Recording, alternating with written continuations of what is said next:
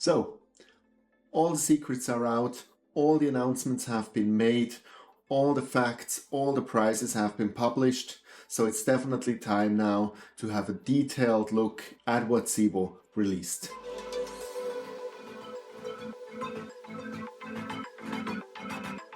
This is View into Space. I'm Sascha from Switzerland, so grüezi miteinander and thanks for watching my channel. Obviously, I do not have any of these products in my hands. I was not able to test them, but I think in most cases we can make pretty fair assumptions about for whom these products might be and for whom not, based on what we know. And then obviously in the second step, whoever gets again these products for testing can then give us information about the quality. So let's go now through the announcement one by one and let's have a look. And let's start with the two which I already covered in my last video. And that's first of all what we know now as the ASI 2600 MC Duo. So we know now that it's only one camera which gets this additional guiding chip, and ZWO chose the 2600 MC as the victim. So is this a good choice? I think first of all, going to the one-shot color side is definitely a wise choice, as with mono it would not have worked out. Now I think the logic between the 2600 is that it is probably the most sold camera of ZWO. But from my point of view, a more entry-level camera like the 533 would have probably been the better choice, because for me this concept is more for an entry level. Somebody who does not have yet the equipment, who needs everything from scratch, and they probably rather go with a little bit a lower price camera. But be it as it is, it's the 2600. Now for whom does this camera make sense? I think it is all about the focal length. For example, now with my FRA 400, I probably would dare to go with the Duo if I would not have yet the 2600. Why not? I'm almost sure that with so many stars available, even with a dual narrowband filter in front of it, it should work fine. But with my previous setup with the CPC 800, no way. I would never have gone for this concept, and I'm almost sure it will create issues, because there's so few stars available with a 2000mm focal length that I cannot imagine that this is really something to strive for. And then even if you have a wider focal length now, you lock yourself in, because if you ever feel you want to have something for galaxies with 1000mm or up, you probably have the wrong camera. So I would only give a recommendation, based on what we know right now, for this camera for someone who is absolutely sure that he's completely disinterested in galaxies and wants to stick with the wider focal length. And then I think if you have not the guide equipment yet, why not? It can make sense. But again, it's $200 more. It's now priced at $1,999, while the regular 2600 MC is $1,799. So you pay $200 more, and for $200 you get the guide cam. So you really do not save much. So next, the AM3, the junior brother to the AM5. And what we have here, we save about a kilogram of weight. We also save around $500. So with tripod, we're now at 1,850, but we go down from a capacity point of view to 8 to 13 kilograms. And funny enough, this is exactly the capacity of my Avalon M0. So now we have a match. And when I was looking into the M0, at the beginning I was also kind of shocked by this rather low capacity. And I heard a lot of people in my review of the mount who were like, oh, I did not buy the M0 because of this low weight capacity. But the interesting part is that we actually think that our equipment is heavier than it really is. And the funny part is that with the 13 kilograms, you can easily fit an 8-inch Schmidt-Cassegrain grain on top of it, including all the camera, filter wheel, and you will not reach the 13 kilograms. So as long as you stay about below 600 millimeters on the refractor side, or as a maximum an 8-inch Schmidt-Cassegrain grain, you're fine. And most of us work with this kind of equipment. So for most of us, these mounts have enough capacity. The other thing to consider is still how good is the harmonic drive system of ZWO in general. And interestingly, as a reaction to my last video, a lot of people put in the comments that they have or had issues with the AM5. But on the other side, there are people who are very happy. So I feel it's still a quality issue, and it's still an issue that these drives from ZWO are pretty new. So that is just something to consider. So overall, we should not forget that even the prices of ZWO are not cheap, because there is no cheap when we talk about astrophotography. They're still one of the cheapest. And that also has an impact on the quality. So from my point of view, as an entry mount, I think the AM3 is a very good option. And I would rather recommend to go with an AM3 than with a warm gear drive, as long as the weight capacity fits in what you want to put on top of it. But usual for beginners, that's around the weight capacity that they need. On the other side, for more seasoned astrophotographers, I would rather spend a little bit more and go, for example, with an Avalon mount.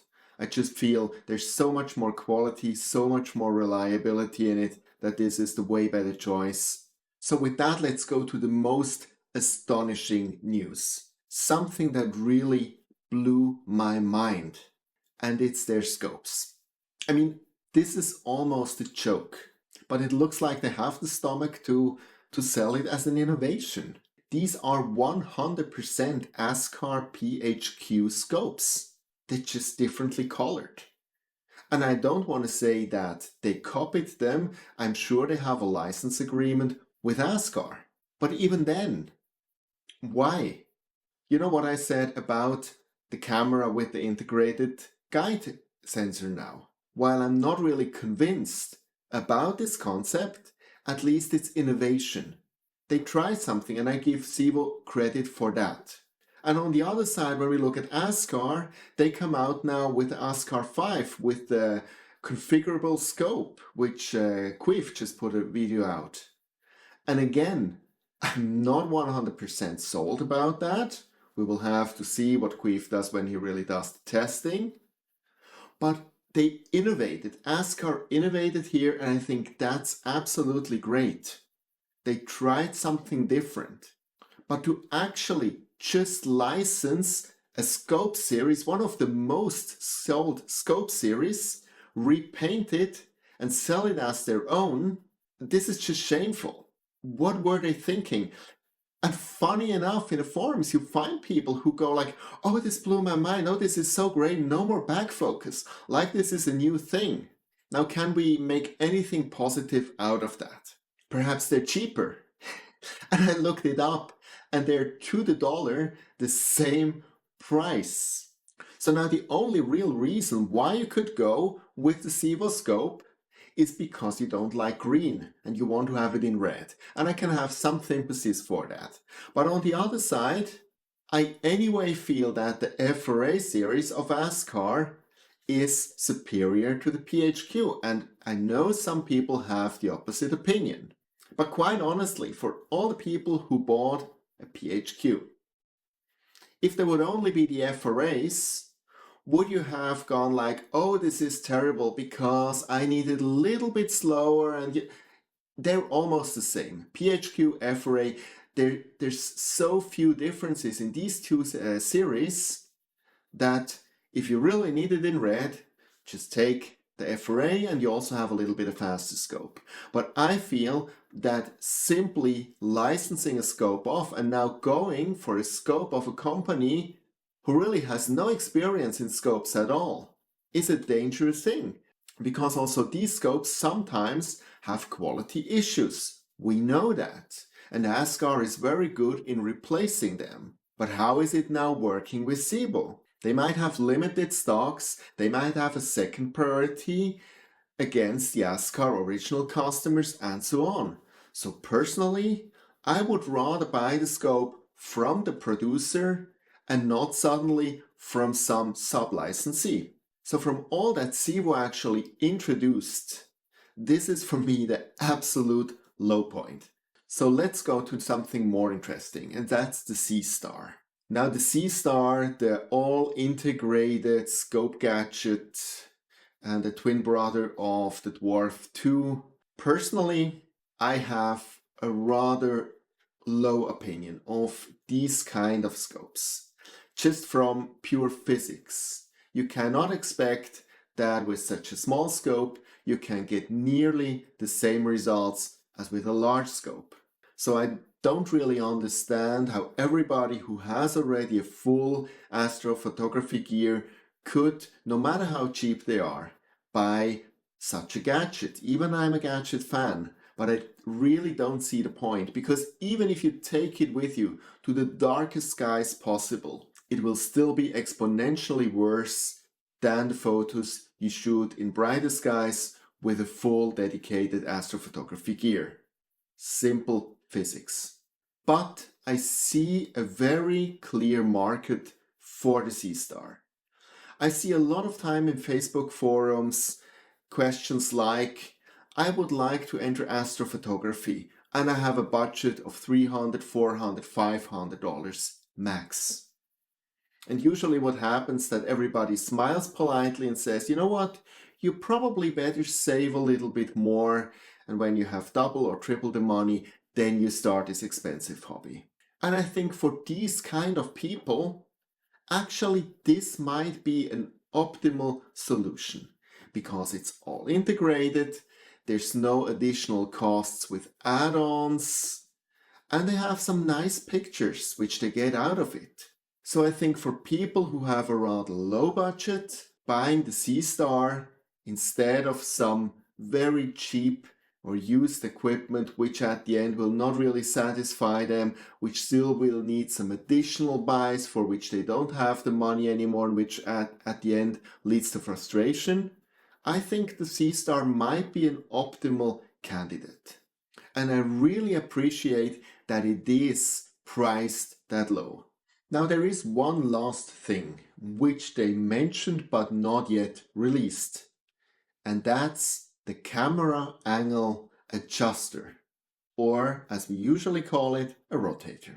Now first of all, they did not release it yet, and rumor has it that it will be released in the second half of 2023. So there's still some substantial wait time until it potentially will be released. Second of all, they already exist. Prima Luce Lab has one, Pegasus Astro has one, unfortunately in blue, which does not really fit to anything, but I have one.